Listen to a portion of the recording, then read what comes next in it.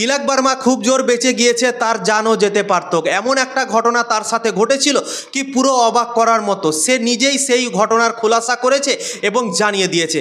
Breakfast with champion একটা show আছে, সেই শোয়ে গিয়েছিল তিলক বর্মা এবং সেখানে সেই ঘটনার কথা সে জানিয়েছে এবং সবাইকে অবাক করে দিয়েছে, ক্রিকেট ফ্যানদের অবাক করে দিয়েছে এবং ক্রিকেট মহলকে অবাক করে রেখে দিয়েছে তার এই ঘটনাতে।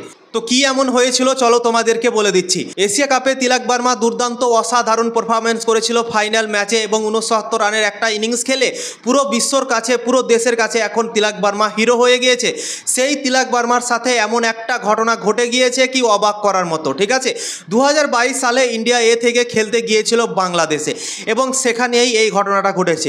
তিলক বর্মা ব্যাটিং করছিল, প্রায় 100 বল মতো খেলা হয়ে গিয়েছিল তিলক বর্মার। তিলক বর্মা ব্যাটিং করার সময় তার হাত পা ভাই এমন হয়ে গিয়েছিল কি তার আঙুল পর্যন্ত ভাই লড়ছিল না, এইভাবে ব্যান্ড হয়ে গিয়েছিল, আঙুল সোজা হচ্ছিল না, পুরো শরীর তার হিলছিল না, এইরকমভাবে তার সাথে ঘটনা ঘটে গিয়েছিল।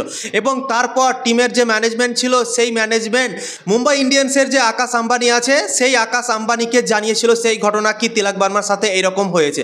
কেননা তিলক বর্মা মুম্বাই ইন্ডিয়ান্স থেকে ক্রিকেট খেলছিল আইপিএলে, তাই জন্যই সবার আগে তাকে জানানো হয়েছিল। তারপর আকাশ আম্বানি আবার বিসিসিআইকে জানিয়েছিল, জয়সাকে জানিয়েছিল ফোন করে এবং জয়সা খুব তাড়াতাড়ি তিলক বর্মাকে হসপিটালে নিয়ে যাওয়ার ব্যবস্থা করেছিল এবং তাড়াতাড়ি করে হসপিটাল নিয়ে যাওয়ার পর তার অবস্থা খুবই খারাপ হয়ে গিয়েছিল। ডাক্তারের পরামর্শতে জানা গিয়েছে কি ডাক্তার সেই সময় বলেছিল কি তাকে যদি আর কিছুক্ষণ লেটে নিয়ে আসতো বা 1 ঘন্টা লেট করে নিয়ে আসতো তাহলে হয়তো তার জানও যেতে পারত, এইরকমভাবে বলে দিয়েছে। তিলক বর্মাকে যখন হসপিটালে পৌঁছানো হয়েছিল তারপরে নাকি তিলক বর্মাকে যে ইঞ্জেকশনগুলো করা হচ্ছিল এতটাই তার শরীর কড়া হয়ে গিয়েছিল, রক্ত চলাচল বন্ধ হয়ে গিয়েছিল কি ইঞ্জেকশনগুলোও নাকি ঢুকছিল না, ইঞ্জেকশনের যে ছুঁচগুলো ছিল সেই ছুঁচগুলোও নাকি ভাই ভেঙে যাচ্ছিল, এইরকমভাবে ঘটনা তার সাথে ঘটেছিল। এবং তিলক বর্মা যে সময় ব্যাটিং করছিল সেই সময় তার হাত এমনটাই ব্যান্ড হয়ে গিয়েছিল, আঙুলগুলো সোজাও হচ্ছিল না এবং গ্লাভস পরেছিল, গ্লাভস পরে ব্যাটিং করে তোমরা তো জানো। গ্লাভস কেটে তার হাতকে বের করা হয়েছিল গ্লাভস থেকে, তারপর তাকে হসপিটালে নিয়ে যাওয়া হয়েছিল।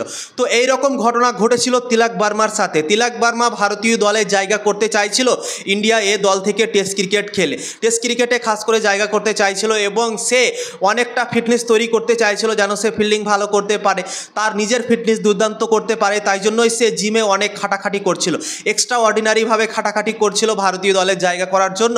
তাই জন্যই নাকি এরকম সমস্যা তার জন্য হয়েছে। কেননা যখনই আপনি নিজের শরীরকে এক্সট্রা অর্ডিনারিভাবে আপনি খাটাবেন তখন আপনার রক্ত চলাচলের সমস্যা হতে পারে, সেটাই নাকি তিলক বর্মার সাথে হয়েছিল।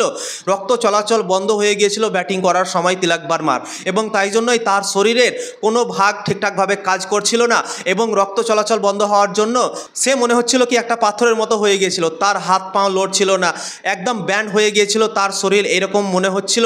ডক্টর বলেছিল কি আর যদি কিছুক্ষণ দেরি হতো তাহলে হয়তো তার জানও যেতে পারত। তিলক বর্মা নিজেই এই ঘটনার কথা জানিয়েছে এবং সবাইকে অবাক করে দিয়েছে, ক্রিকেট মহল অবাক হয়ে আছে তিলক বর্মার এই ঘটনাতে।